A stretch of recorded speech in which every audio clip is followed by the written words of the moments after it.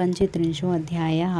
हे व्यास, वहाँ स्थित होकर उन दानवेंद्र अत्यंत बुद्धिमान एक महान दैत्येश्वर को दूत बनाकर शिवजी के समीप भेजा। उस दूत ने वहाँ जाकर वट वृक्ष के नीचे बैठे हुए करोड़ों सूर्य के समान महातेजस्वी योग आसन लगाए हुए ध्यान मुद्रा से युक्त मंद मंद मुस्कुराते हुए शुद्ध स्फटिक के समान परम उज्ज्वल ब्रह्म तेज से दैदीप्यमान त्रिशूल पट्टिश धारण किए हुए व्याघ्र चर्म लपेटे हुए ओढ़े हुए भक्तों की मृत्यु दूर करने वाले शांत तपस्या का फल देने वाले संपूर्ण संपत्ति को प्रदान करने वाले शीघ्र प्रसन्न होने वाले प्रसन्न मुख भक्तों पर अनुग्रह करने वाले विश्वबीज विश्वरूप विश्व को उत्पन्न करने वाले विश्वेश्वर विश्वकर्ता विश्व संहार के कारणों के भी कारण नरक समुद्र से पार उतारने वाले ज्ञानदाता ज्ञान बीज तथा ज्ञान में भी आनंदित रहने वाले तीन नेत्र वाले सनातन उमापति विश्वनाथ को देखा। उस दानवेश्वर के दूत ने रथ से उतरकर कुमार सहित शंकर जी को देखकर सिर झुकाकर प्रणाम किया। उनकी बाईं ओर विराजमान भद्रकाली तथा उनके आगे स्थित स्कंद को भी प्रणाम किया। उसके बाद काली शंकर एवं स्कंद ने लोक रीति से उसे आशीर्वाद दिया। इसके बाद सकल शास्त्रों का ज्ञाता शंखचूर्ण का दूत हाथ जोड़कर शिव को प्रणाम करके उत्तम वचन कहने लगा। दूत बोला, हे महेश्वर, मैं शंखचूर्ण का दूत यहाँ आपसे आपके पास आया हूँ। आपकी क्या इच्छा है उसे आप कहिए। सनत कुमार बोले, शंखचूड़ के दूत की बात सुनकर प्रसन्नचित्त भगवान महादेव ने उससे कहा। महादेव जी बोले, हे महान बुद्धिमान दूत, तुम मेरे सुखदायक वचन को सुनो और विचार करके मेरे वचन को निर्विवाद रूप से उनसे कह देना। समस्त धर्मों के ज्ञाता तथा जगत के निर्माता ब्रह्मा धर्म के भी पिता हैं। उनके पुत्र मरीचि तथा उनके पुत्र कश्यप कहे गए हैं। दक्ष ने उस कश्यप को अपनी 13 कन्या प्रसन्नता के साथ प्रदान की। उसमें एक धनु नाम वाली थी, साधु स्वभाव वाली। वह उसकी सौभाग्य को बढ़ाने वाली थी। उस धनु के परम तेजस्वी 4 दानव पुत्र हुए और एक विप्रचित्त था जो महाबलवान एवं पराक्रमी था। उस विप्रचित्त का धार्मिक तथा महान बुद्धिमान दानवराज दंभ नामक पुत्र हुआ। तुम उसी की श्रेष्ठ धर्मात्मा पुत्र तथा दानवों के राजा हो। तुम पूर्व जन्म में श्री कृष्ण के पार्षद परम धार्मिक एवं सभी गोपों में मुख्य थे, किंतु इस समय तुम राधिका के शाप से दानवेंद्र हो गए हो। यद्यपि तुम दानवियों योनियों में आ गए हो, किंतु वास्तव में दानव नहीं हो। इस प्रकार अपने पुरानी जनकर बतान जानकर देवताओं के साथ बैर त्याग दो। तुम अपने पद पर स्थित रहकर राज्य का आदर पूर्वक सुख उपभोग करो। देवगणों से अधिक द्वेष मत करो एवं विचार पूर्वक राज्य करो। हे दानव श्रेष्ठ, देवगणों का राज्य लौटा दो और मेरी प्रीति की रक्षा करो। तुम अपने राज्य पर स्थित रहो और देवता भी अपने पद पर स्थित रहें। सामान्य प्राणियों के साथ भी विद्वेष करना बुरा होता है। फिर देवताओं से विरोध का तो कहना ही क्या है। वे सब कुलीन शुद्ध कर्म करने वाले तथा कश्यप के वंश में उत्पन्न हुए हैं। ब्रह्म हत्यादि जो कोई भी पाप है, वे जाति द्रोह जनित पाप की 16वीं कला के भी बराबर नहीं कर सकते।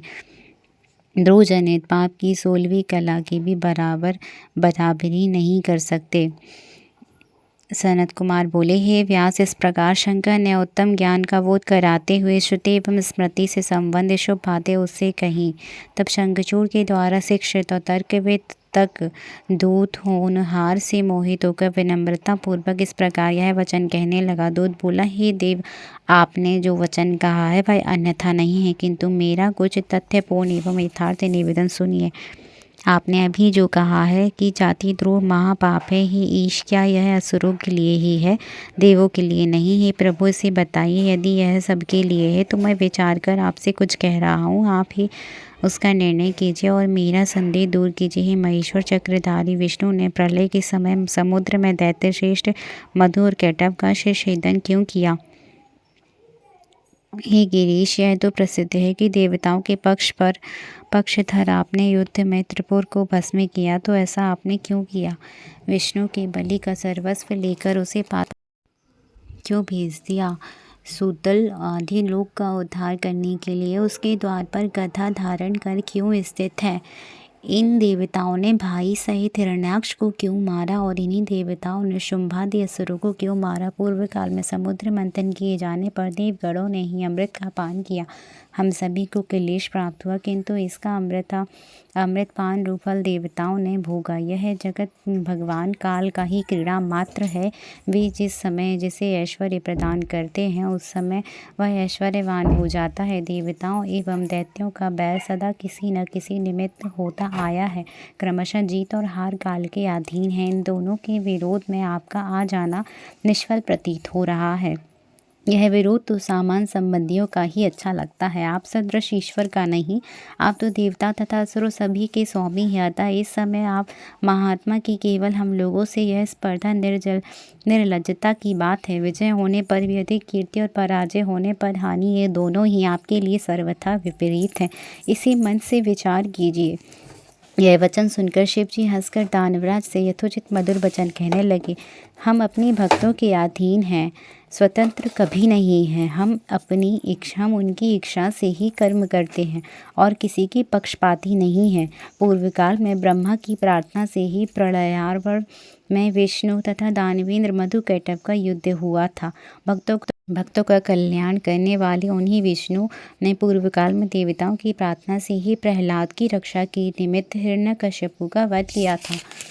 देवगणों की प्रार्थना से मैंने भी त्रिपुरों के साथ युद्ध किया और उन्हें भस्म किया। यह बात सब लोग जानते हैं। पूर्व काल में देवताओं की प्रार्थना से सबकी स्वामिनी, सबकी माता ने शुंभादि के साथ युद्ध किया और उन्होंने उसका वध भी किया।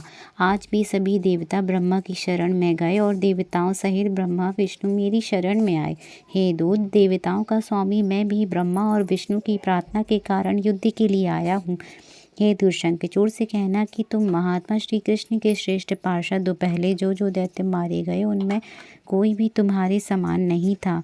हे राजन, देवताओं का कार्य करने के लिए तुम्हारे साथ युद्ध करने में मुझे कौन सी बड़ी लज्जा है। देवताओं के कार्य के लिए ईश्वर विनयपूर्वक भेजा गया हूँ। अतः हे दूत, तुम जाओ और शंखचूड़ से मेरा यह वचन कह देना कि मैं तो देव कार्य अवश्य करूँगा, उसे जो उचित हो वैसा करे। ऐसा कहकर महेश्वर चुप हो गया और शंखचूड़ का दूत उठा और उसके पास चला गया। जय जय श्री शिव महापुराण 35वें अध्याय की जय। हर हर महादेव, हर हर महादेव, हर हर महादेव।